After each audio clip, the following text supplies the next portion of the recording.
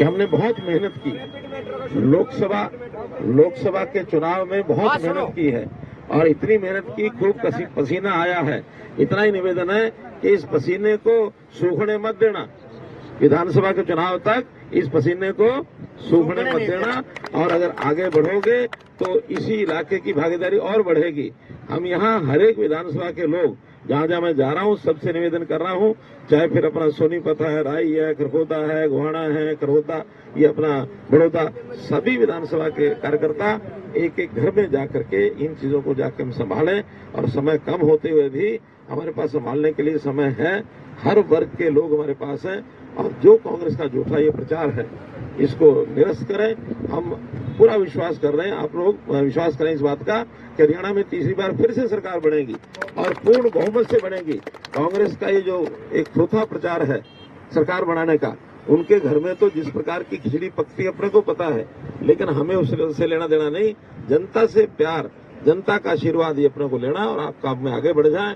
आप इतनी बड़ी संख्या में आए होना, चाहे हमारे विधायक मोहनलाल जी ब्रोली हैं, जिलाध्यक्ष जी हैं, फिर हमारी कविता जैन हैं, भाई किसी दूल्हे के पीछे, कोई किसी दूल्हे के पीछे है, लेकिन सारे आपके पीछे। रुक जाओ। चलो, भारत माता की। मित्रों, आज चूंकि अब 8 तारीख के बाद लगातार जो आप लोगों को सारा जानकारी है कि घटनाक्रम कैसे कैसे हुआ, प्रधानमंत्री जी ने अपने मंत्रिपरिषद में हमको शामिल किया। मैं हरियाणा की जनता का इसमें बहुत बड़ा योगदान मानता हूं, और मैं हरियाणा की जनता की ओर से उनको धन्यवाद किया है।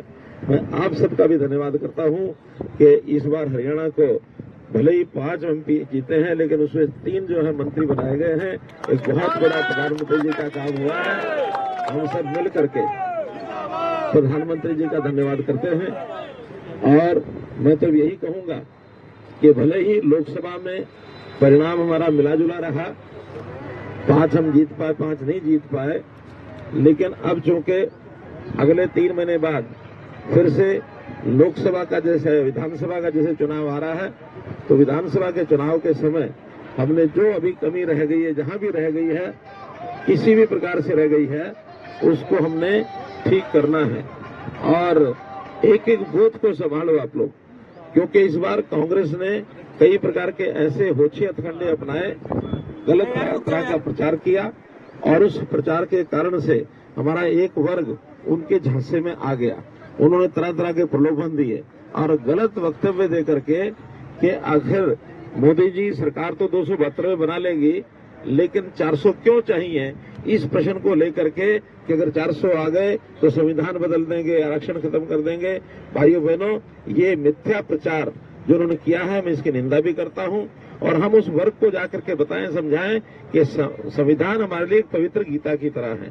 संविधान बदलने का कभी कोई विषय आज तक आया नहीं, कभी आएगा नहीं। तो इसलिए इस विषय पर हम उन भाइयों को जाकर समझाएं जिनके मन में ये डर बैठा दिया। आखिर पिछली सरकारें लगातार 10 साल तक जो चली हैं, समाज के लिए, देश के लिए बहुत बड़े बड़े काम किए हैं। अब बड़े कामों की तरफ तो उनका ध्यान नहीं गया, लेकिन ये जो छोटी छोटी चीजें हैं घर कर गई हैं, इसमें हमें जाके संभालना होगा। और अब अगले 3 महीने बाद हम अपनी जो भी जहां जहां कोई कमी आई है उसको दूर करने के लिए आप लग जाएं। मैं इतना विश्वास दिलाता हूं कि भारत सरकार जितना भी ज्यादा सहयोग हरियाणा का कर पाएगी। हम 3 मंत्री वहां हैं, अपने अपने विभाग से भी कराएंगे, बाकी सब जगह भी कराएंगे। सोनीपत जिला तो इसका प्रत्यक्ष गवाह है कि जिस प्रकार का इंफ्रास्ट्रक्चर, जितने यहाँ हाईवेज निकले हैं, जितना रेलवे का यहाँ काम हुआ है, और जितने भी विषय हुए हैं, एक से एक बढ़ करके हुए हैं। इन सब चीजों को हमको ध्यान भी कराना है, और जहां कहीं कोई अपने को लगता है कि और नए कामों की जरूरत हो, निसंकोच बताना है। ऊर्जा विभाग ये अपने पास आया है, शहरी विकास और हाउसिंग ये अपने पास आया है। तो ये दोनों विभाग बहुत महत्वपूर्ण विभाग हैं। इन विभागों के माध्यम से हरियाणा के, खास करके जो दिल्ली के आसपास NCR का एरिया है, इसमें तो भरपूर काम होने वाले हैं।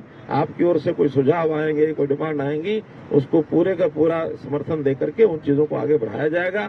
आज तो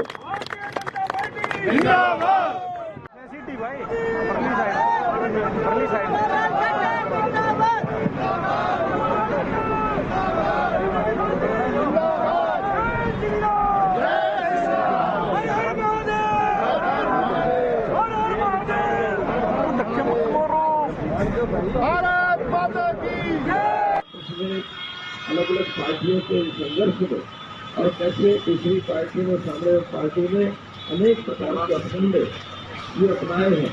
वोट का धारा दिया, जनता को बहलाने का बदलाने का काम भी किया करके और कृषि वन सरकार बनाई है। काम अपने जिसका आधार से हुआ हमको पूरी सत्ता पता है, पता है देश में गरीबी को कैसे कम करना है, कैसे उसको गरीबी का शुरू पर लाना है, कैसे गरीब के घर में चाहे वो गैस है, चाहे बिजली है, पानी है, शौचालय है, कितने ही काम करके आगे बढ़े।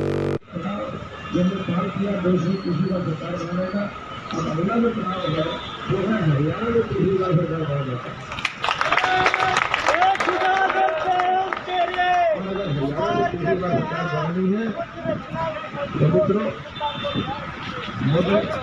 तो मित्रों अगली बार हरियाणा में तीसरी बार सरकार बनाने के लिए ये जो अवसर आया है, इस समय हमको जिसको अंग्रेजी में कहते हैं आई ओपनर, यानी सचेत करने वाला है कि समाज में किस प्रकार की बातें घर कर गई हैं, इसको हमको ठीक करने के लिए जहां जहां हमारी कमी रह गई है, जिस इलाके में, जिस गांव में, जिस बूथ में, जिस वार्ड में, एक एक कार्यकर्ता जाकर के उसको ठीक करना है। और अपने अपने क्षेत्र को आप लोग पकड़ के बैठ जाओ और अगले 3-3.5 महीने के अंदर उस सारे वातावरण को ठीक करने के लिए आगे बढ़ो। ताकि हम यहाँ के हर विधानसभा ये जीत सके, चाहे फिर हमारी खरखोटा हो, राई हो, सोनीपत हो, गन्नौर हो, चाहे हमारा सोनीपत हो, बड़ौदा हो, तो हर एक सीट पर जीतने का काम हमको करना है। और उसमें केंद्र सरकार की ओर से जितना ज्यादा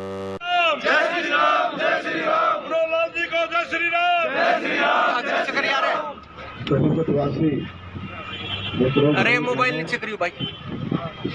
आज पिछले 4 दिन से जो घटनाक्रम 8 तारीख से लगातार जो चला आप लोग देख रहे हैं,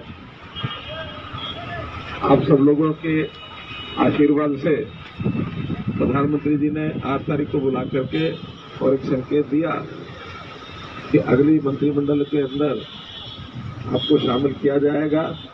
9 तारीख को शपथ ग्रहण हुआ और फिर 10 तारीख को विभागों का आवंटन हुआ। तो लगातार 4 दिन 5 विभागों को उनसे चर्चा करना, परिचय करना, विभाग की प्रेजेंटेशन लेना, तो उस काम के लिए लगाए। और फिर आखिर इच्छा ये थी कि आप लोगों को आकर के मिलना हो जाए, आपके दर्शन हो। तो मैंने 2 दिन पहले कार्यक्रम बनाया कि आज शुक्रवार प्रातःकाल अपना जो ऑर्डर है कुंडली से ही प्रारंभ करके और आप लोगों के साथ मिलकर तब मैं आगे महसूस में बढ़ूंगा। इसलिए आप लोगों का जो स्नेह, जो प्यार मिला, इसके लिए आपका बहुत बहुत धन्यवाद है, बहुत बहुत आभार है।